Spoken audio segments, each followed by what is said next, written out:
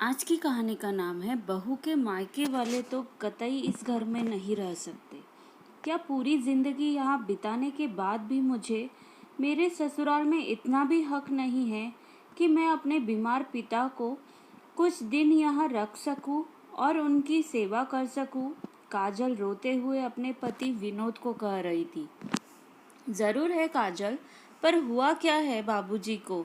और ये तुम क्या कह रही हो? मुझे कुछ समझ नहीं आ रहा है। अरे सुबह से शाम तक मैं ऐसा क्या हो गया जिसकी भनक मुझे नहीं है? आपको कैसे पता रहेगा जी? आप सुबह 8 बजे दुकान जाते हो और रात के 10 बजे घर लौटते हो, तो ऐसे में आपको कैसे पता चलेगा कि दिन भर आपके पीठ पीछे घर पर क्या हो रहा है? और ऊपर से माँ जी कहाँ चाहती है कि उनका बेटा अपने ससुराल का हाल समाचार जाने। इसी बात का तो दुख है कि आप घर में रहते हुए भी घर की बातों से कहीं दूर है। क्या पहेलियाँ बुझा रही हो काजल? जो भी है साफ साफ कहो। काजल की तरफ देखते हुए विनोद कहता है। फिर काजल सारी बात बताती है। अभी कुछ दिनों से बाबूजी का शुगर लेवल काफ़ी बढ़ हुआ था और तबीयत खराब चल रही थी। गांव में उन्हें दिखाया गया, पर बीमारी ठीक होने की बजाय बढ़ती जा रही थी। इसलिए मैं बड़े भैया को बोली कि बाबूजी को लेकर यहाँ से चले जाए, ताकि यहाँ किसी अच्छे डॉक्टर से उनका इलाज हो सके। मेरी बात मानकर बड़े भैया कल रात की ट्रेन पकड़कर आज सुबह सुबह आपके जाने के बाद बाबूजी को लेकर यहाँ आ गए और किडनी के जाने माने डॉक्टर से दिखा लाए। डॉक्टर ने 1 हफ्ते की दवाई लिख कर दी और इसी शहर में रहने की हिदायत दी। इसीलिए मैं बाबूजी के रहने की व्यवस्था देवर जी के बंद कमरे में कर रही थी। पर जैसे ही माँ जी को मेरे बाबूजी की यहाँ रुकने की बात पता चली, उन्हें ये बर्दाश्त नहीं हुआ और वो मुझसे झगड़ने लगी, ये कहकर कि मैं इस घर की मालकिन हूँ, मेरी मर्जी के बगैर कोई इस घर में पनाह नहीं ले सकता। ऊपर से बहू के मायके वाले तो कतई नहीं। अगर एक बार बेटी के यहाँ रहने की आदत हो गई तो बार बार आने की लत लग जाएगी उन्हें। ऐसा कहने के साथ साथ उन्होंने मुझे बहुत खरी खोटी सुनाई और फिर कहने लगी, मेरी मर्जी जाने बगैर मेरे बेटे के कमरे में अपने आप बाप को ठहराने वाली तुम कौन होती हो? अपने बाप के घर से लाई थी क्या ये मकान, जो किसी को भी यहाँ आश्रय दे रही हो? ये मेरा घर है रोहिणी निवास, कोई धर्मशाला नहीं जो अपनी मन मर्जी करोगी। माँ जी की चीखती हुई आवाज़ सीधा बाबूजी के और बड़े भैया के कानों में पड़ी और वो अपना सामान बांधकर जा ही रहे थे कि माँ जी बाबूजी को भला बुरा कहने लगी। शर्म नहीं आता है बेटी के घर बीमारी का बहाना लेकर रहने में? ये आपकी बेटी का ससुराल है, कोई सराय खाना नहीं। कुछ तो शर्म किया होता समधन जी। बाबूजी को बेइज्जत और अपमानित करने के बाद बड़े भैया को ताने देने लगी। अरे इतनी ही चिंता है अपने बाबूजी की तो ले जाओ किसी होटल में रखो। सब कुछ फ्री में ही चाहिए क्या, जो मुंह उठाकर बहन के ससुराल चले आए? माँ जी की ऐसी बातें सुनकर बाबूजी सुन्न हो गए। उन्हें तो ऐसा लग रहा था जैसे नस काटो तो खून नहीं। कितना बड़ा लांछन लगा दिया गया एक बीमार पिता के ऊपर। अच्छा हुआ जो भैया तुरंत बाबूजी को अस्पताल के निकट एक कमरे में ठहरा दिए। अगर यहाँ रहते तो जीते जी मर जाते और बीमारी ठीक होने के बजाय और बढ़ जाती। कहते कहते काजल सिसक रह उठती है। काजल को यूं सिसकते देख विनोद उसे पानी देता है और कहता है, पहले तुम शांत हो जाओ काजल, फिर मैं माँ से बात करता हूँ।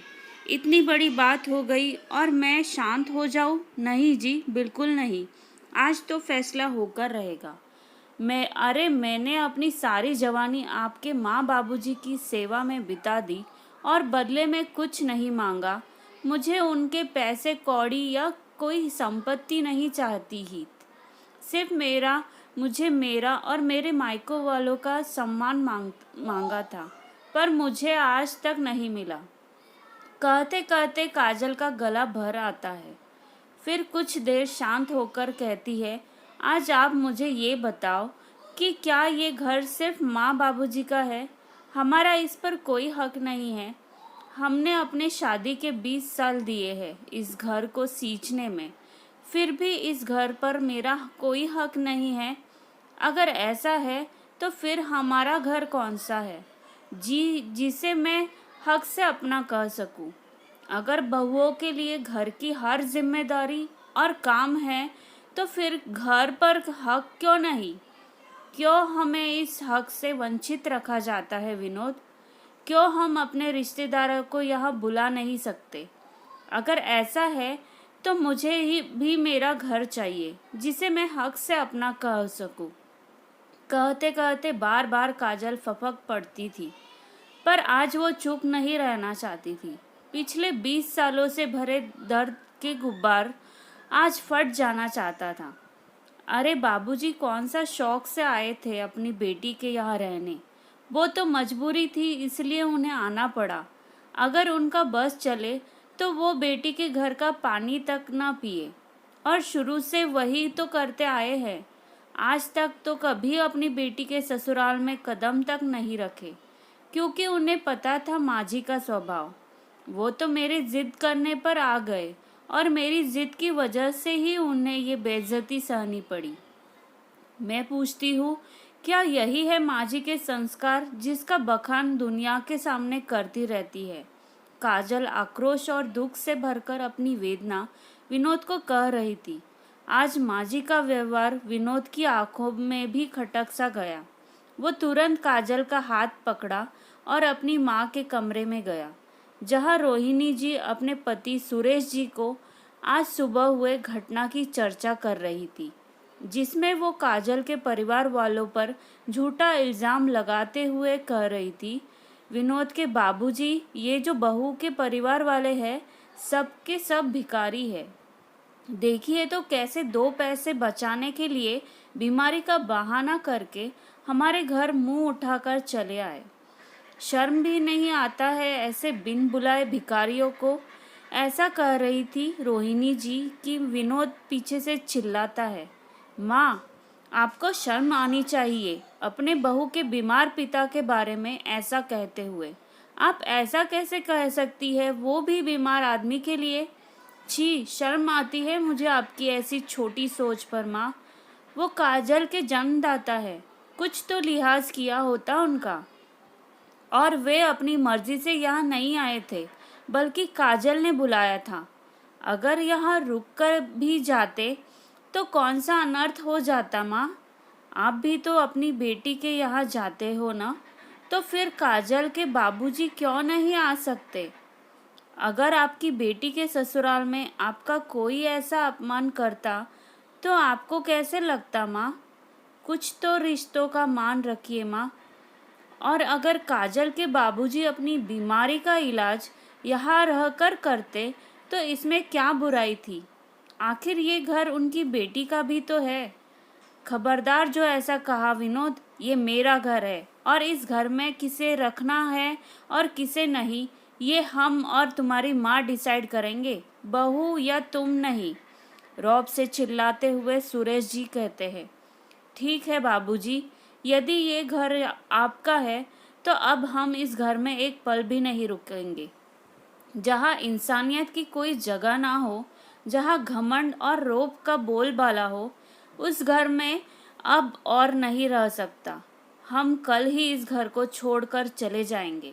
ऐसा कहकर विनोद जाने लगता है कि तभी रोहिणी जी उसका हाथ पकड़ लेती है और कहती है, इतनी छोटी सी बात के लिए तू अपने माँ बाप को छोड़कर चला जाएगा? तू चला जाएगा तो हम कैसे रहेंगे बेटा? मुझे माफ़ कर दे बेटा, पर ऐसे घर छोड़कर मत जा। चाहिए तो तू अभी के अभी बाबूजी को बुला ला, मैं अपने हाथों से उनका कमरा ठीक कर दूंगी, पर घर छोड़कर जाने की बात मत कर। खुद के भविष्य की चिंता और श्रवण कुमार सा बेटा और काजल जैसी आज्ञाकारी बहू के दूर जाने के डर से डर कर रोहिणी जी कहती है, अपने पर आई तो बात समझ में आई माँ जी। यहाँ 24 घंटे आप लोगों की सेवा में हाजिर रहती हूँ, इसीलिए हमारी कद्र नहीं है आप लोगों की नज़रों में। 20 साल हो गए माँ जी इस घर में मुझे आए हुए, पर आज भी अपने किसी परिवार को यहाँ नहीं बुलाई और ना ही बुलाना चाहती थी, क्योंकि मुझे पता है कि आप लोगों का नेचर इस बार तो आप हद ही पार कर गई। मेरे बीमार पिता की आंखों में आंसू दे गई। क्या गलती थी उनकी यही ना कि वो एक बेटी बाप के और बेटी के कहने पर यहाँ चले आए।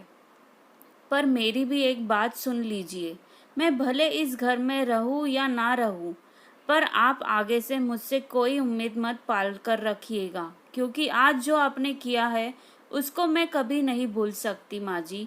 ऐसा कहकर प्रतिमा अपने कमरे में चली जाती है और विनोद के पीछे पीछे चला आता है।